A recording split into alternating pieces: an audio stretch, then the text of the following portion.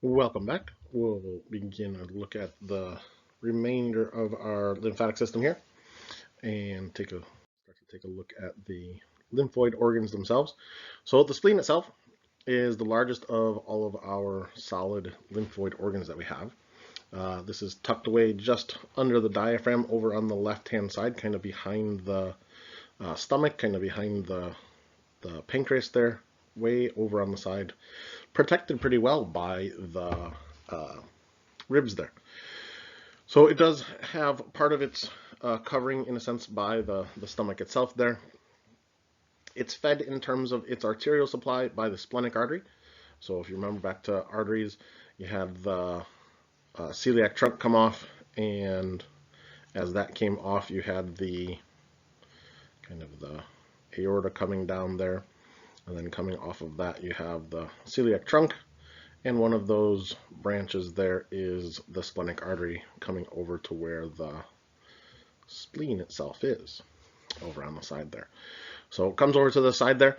Essentially, it is our filter for the blood. And so it's going to be there to essentially look at the blood itself in terms of things that may be there. So its main job is essentially cleanse the blood, primarily of, on a regular basis, things like dead and dying red blood cells, but it does also look for things that the immune system needs to take a look at and deal with those things there as well. So when it comes to the spleen's functions, as one of the big functions that it has is red blood cells in terms of their breakdown. Those red blood cells, as they become dead and dying and worn out, the spleen's macrophages that are there are going to start to break those down. We talked about those during the blood. And the components that we get are essentially going to be partially stored there at the time of breakdown. Some things are going to get sent over to the liver, and so things like our iron are going to get sent over to the liver as well, and then potentially down to the bone marrow if it's needed right away once it's there. One of the other functions that it has early on in life is actually red blood cell production. So it's one of the other places where red cell production occurs besides the bone marrow and the liver before birth. The platelets job extends into the blood as well when it comes to platelets. And so platelets get stored there. They do have a relatively short lifespan, so they're not there for very long, the ones that are there. But when we do need them, they can come quickly out of the spleen and head to wherever that loss of blood is at that time, wherever that damaged blood vessel is. When we look at the spleen itself, it does have a fibrous capsule, but that fibrous capsule is relatively weak. It's relatively thin. It doesn't provide for a kind of a huge amount of protection to the tissues below, which is why when somebody has a traumatic event that may damage the spleen to the point where it has to actually be removed as well there. And then the spleen won't really take a stitch because of that fibrous capsule that's there. Inside there, we then have information in a sense from the white blood cells. We have a large number of lymphocytes, we have macrophages, and we have red blood cells. Lots and lots of red blood cells because we're cleaning the blood. We're looking through the blood itself. Similar to a lymph node, it's divided up into trabeculae, so it kind of has channels running through it. And in between those channels, we have either white pulp or red pulp. And this basically comes down to what it is that we're doing there. So we can think of white pulp as being white blood cells, so lymphocytes, and then red pulp being red blood cells. And so the two different major cells of the blood itself. White pulp dealing with the potential immune response that we may need at any given time. They're kind of held in there through, again, reticular fibers. So we have reticular connective tissue inside here in large quantities. And the remaining amount of red pulp, which is a large portion, is dealing with that disposal of our red blood cells. So anything that may be there in terms of our worn out red blood cells, deal with their breakdown, deal with the components of getting rid of them at that point. So here we can see the inside of the spleen. We have a relatively thin capsule out on the outer aspect there. The trabeculae extend down in, so we have these kind of ridges that come down in almost of the connective tissue that's there. And then we have large areas of red pulp and relatively small areas of white pulp in those different portions of the spleen itself. The spleen does its job 24 hours a day, working on those red cell destruction, and it's basically going to work your entire life. The thymus, on the other hand, has a different type of production, a different type of ability or function depending upon the lifespan of the person, depending upon where they are in their life. And so this one sits down in the chest, essentially. When we're younger, it's basically at the very base of the neck, and so it's at the very inferior aspect of the neck, and then goes all the way down through the mediastinum in the thorax there. So relatively large comparatively to the body size itself, and it's actually going to continue to grow as we move through childhood. And so its size increases as we go through childhood, and then by the time that we get into puberty and kind of the end of puberty, that growth stops. After adulthood or into adulthood, the thymus itself actually starts to gradually atrophy. It becomes smaller and smaller and smaller to the point where when we're in old age, it may be relatively unidentifiable between that and other connective tissues inside the thorax itself. When we look at the thymus, we've heard about the thymus before when it came to the white blood cells again, and in respect to the lymphocytes that we have there. And so it's going to be divided up in terms of the thymus into once again, a cortex and a medulla. So we have an outer aspect of the cortex, we have an inner component of the medulla, and out in that cortex we have many, many lymphocytes. Those lymphocytes are our T lymphocytes. So we have T cells that are there. As we move in from the cortex and get into the medulla, we're going to have less and less lymphocytes into the medulla, and that is going to be limited in there in terms of the thymic cells that are inside there as well. So the thymus is completely different from all of our other lymphoid organs because it doesn't actually actively scan any kind of tissues or cells or anything like that. Its function is T cell maturation. So we're looking at those T cells. They're not directly fighting any kind of antigens. They're essentially preparing the T lymphocytes, our T cells, for that fight. So they're the ones that are maturing all of those T cells, and then those T cells are going to get sent out to do the active fighting against whatever antigen we should happen to have there within there. And so we've got a large number of star-shaped cells, and their job is to secrete hormones, thymopoietins, thymosins, that are going to stimulate those T lymphocytes. So the lymphocytes get stimulated to become immunocompetent. And so they're part of that process that makes sure that our T cells are going to ignore our own cells and only fight against foreign antigens. So I mentioned that the T cells go through some changes. And so here we have a young thymus. This thymus is of a young person, and so we can see the cortex on the outer aspect, kind of darker. And then we see the inner medulla there, slightly lighter color inside there. And then as we age, that thymus essentially kind of starts to break down. We get less and less and less of the medullary and cortical material inside there, and more of it starts to fill in with connective tissue. And so we have less and less of the actual thymic cells inside there and more connective tissue the older that we get.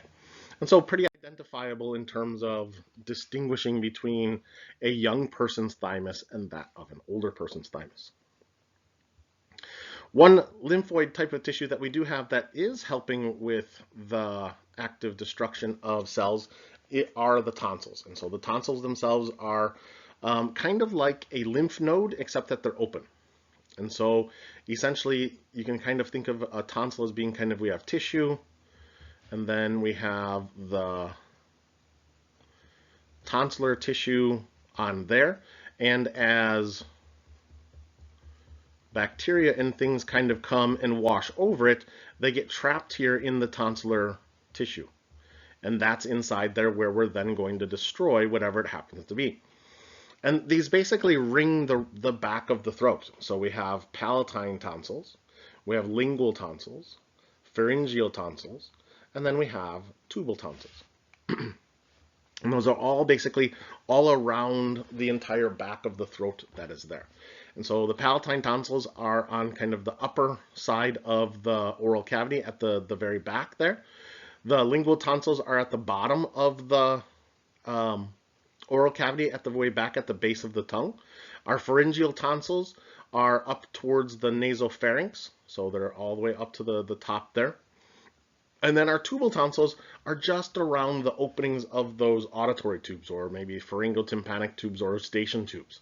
All of those different names meaning the same thing, but they drain down into the throat there. And so we have the potential for bacteria to make its way up into the middle ear, and we definitely don't want that. Within the tonsils themselves, they do look a lot like a lymph node in that they do have germinal centers, but they're not fully encapsulated. So kind of like I drew on the last slide there, they do have this kind of opening of the tissue at the top there. So kind of as things kind of come over it, and then there was the kind of the, draw it again, kind of comes down like so. And then there's these little crypts that come down there, and the bacteria has the potential to kind of get caught down into those little crypts that it has there inside the tonsils themselves. Once inside there, the bacteria is going to get destroyed. And so our macrophages and things are going to start to destroy that infection that may be coming down into those crypts that are there. Next type of lymphoid tissue we have are Pyres patches. And so Pyres patches we find down in the digestive tract. And so these are going to be in the very far portion of the small intestines. And so this is going to be in the portion called the ileum. And inside the ileum, we have these Pyres patches that are inside the tissue. So if we were to kind of look at the digestive tract, we have little villi there, kind of like that. And inside here, we have our Pyres patches. And so bacteria would have to get through the membrane into the tissue here, and then the Pyres patches are there to hopefully stop whatever kind of pathogen is making its way into the tissue that's there on those. Pyres patches are just before the large intestines, and in the large intestines, we're then going to have, at the very first portion there, the appendix that's there. And so should any of that bacteria start to get through kind of the intestinal wall itself and start to make its way in through there, the cells, although they are essentially nice and tightly packed together, there's really no space in between the cells, even though I'm not really drawing them super close there. Normally the bacteria can't really get through, and so they're there, they're stuck, and they're not able to get past there. But sometimes a little bacteria may kind of leak through in between those cells, or they potentially infect a cell and damage that cell and get through on their own as well. And that's where we have those Pyres patches there for the destruction of that tissue that's there, so that we have the ability to destroy them before they cause any further damage deeper in the tissues themselves. Other places where we have lymphoid types of tissue, and even those of the Pyres patches and the tonsils that we just talked about, fall under the category of what we call MALT. And so this is Mucosa-Associated lymphatic tissue.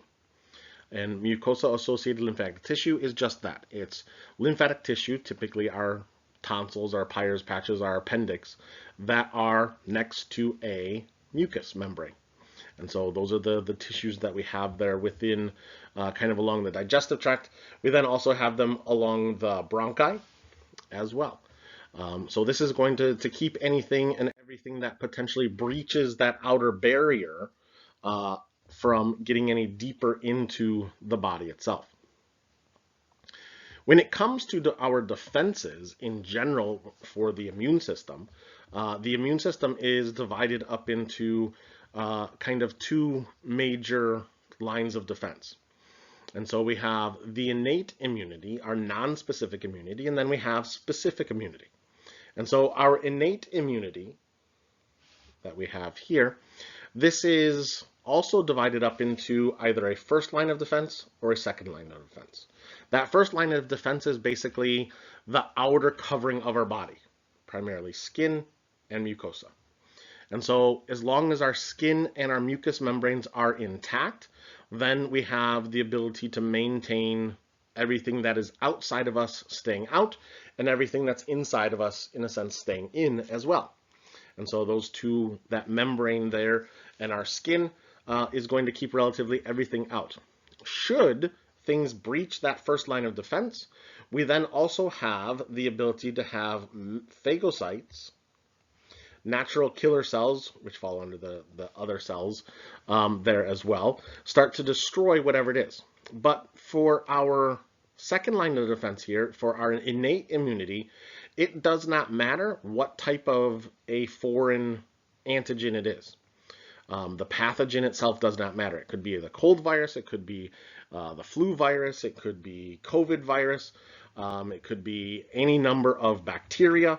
It doesn't matter to our innate defenses. It's just going to recognize it as being foreign and try and destroy it. In that process, it's typically going to mount an inflammatory response as well. And we'll talk about that in just a little bit. So for our second intrinsic defense, we have our specific immunity, which I mentioned, or the adaptive immunity. And this immunity is looking at things that are very particular pathogens. And so this is a specific antibody or antigen. This is a specific pathogen that we're looking at. It is, in other words, in a sense, virus ABC. It's virus XYZ. And whatever that particular pathogen is, that T cell, B cell antibody that we have can only affect either ABC. And if it can affect ABC, it can't go after XYZ.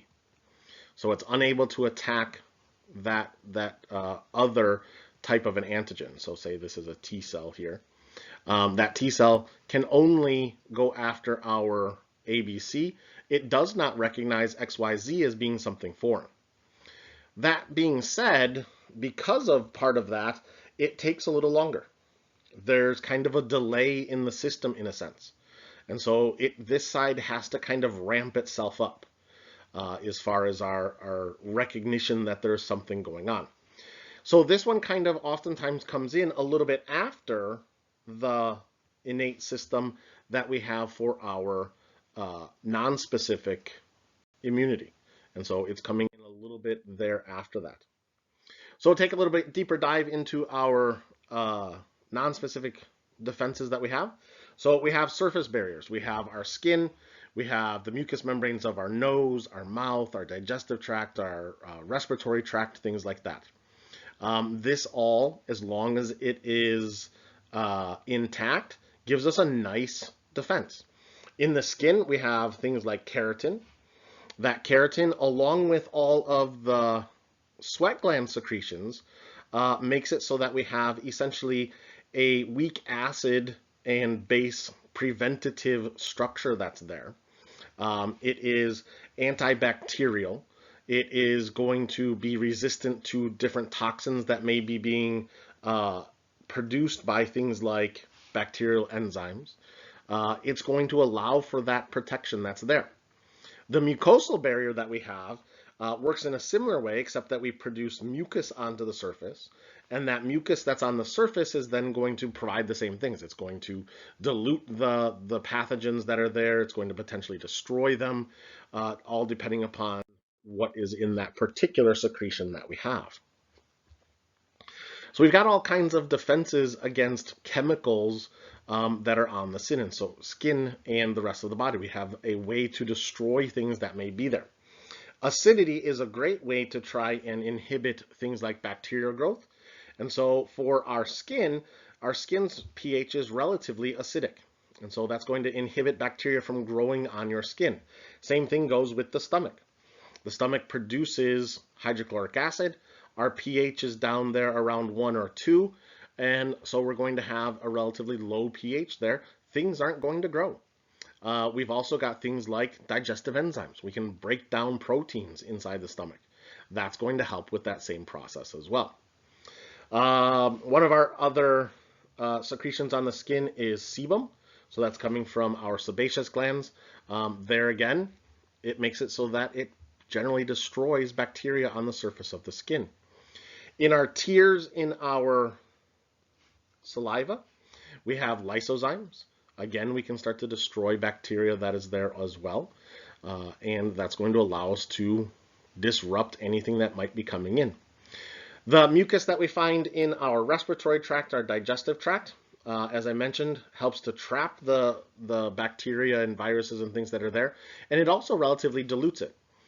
Keeps it so that any toxins that they may be producing aren't generally going to be all that damaging to the layers that are on the surface itself.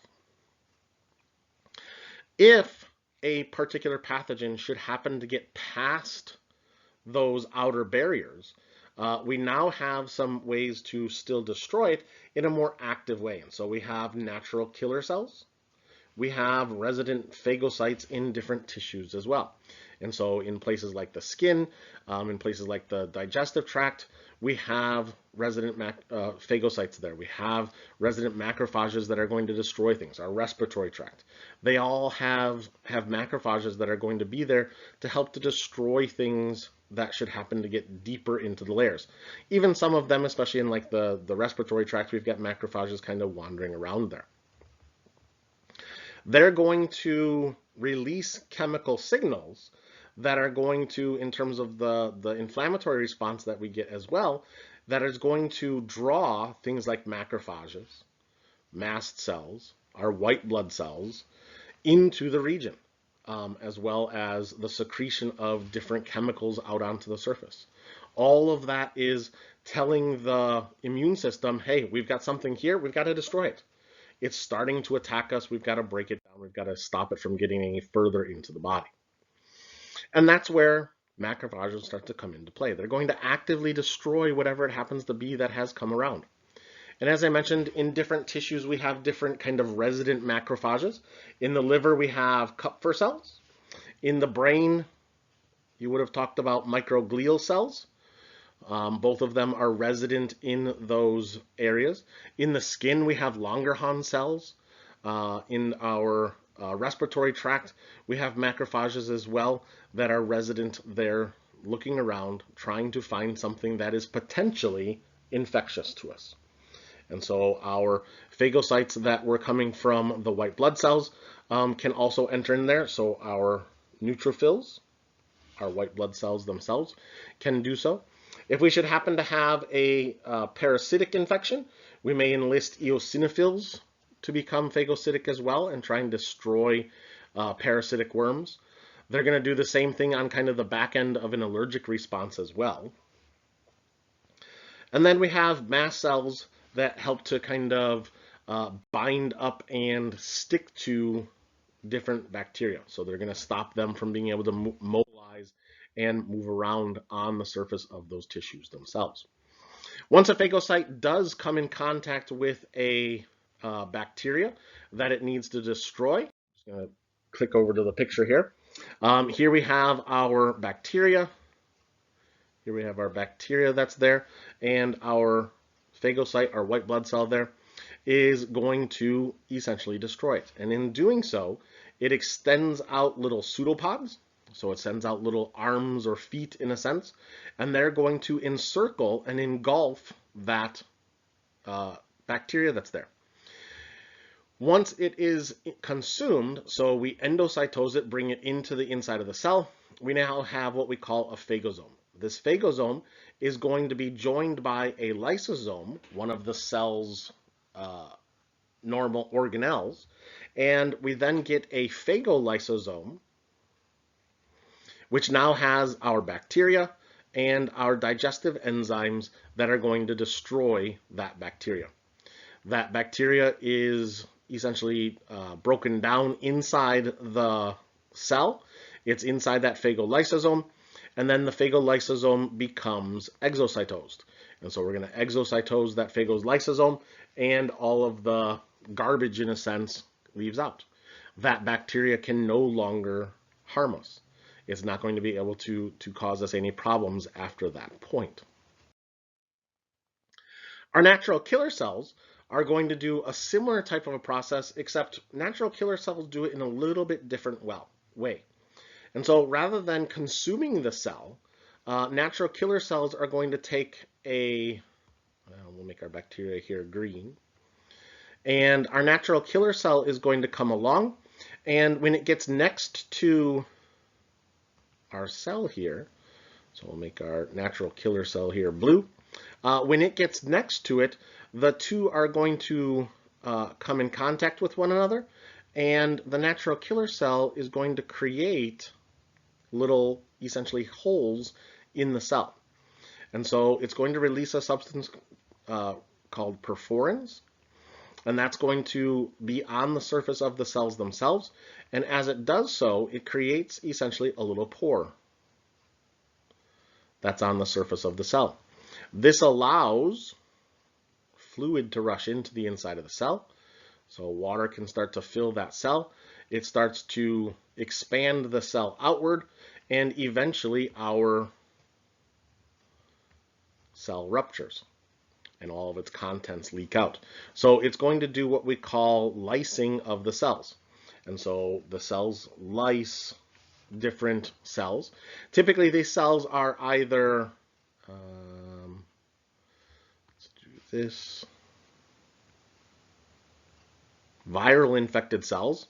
And so the virus itself is now destroyed out of there inside the cell, or it may be even a tumor type of a cell. And so we have different kinds of cells that they can go after. Again, these are relatively non-specific in terms of what they're going to go after. A viral infected cell will change the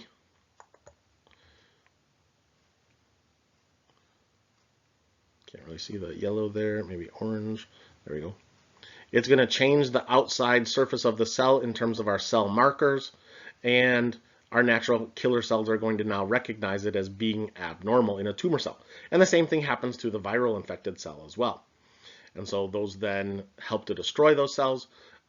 They lyse those cells, and we can then clean up the remnants with macrophages coming along after that. And that'll do it for this time. Next time we'll continue on looking at the cells of immunity.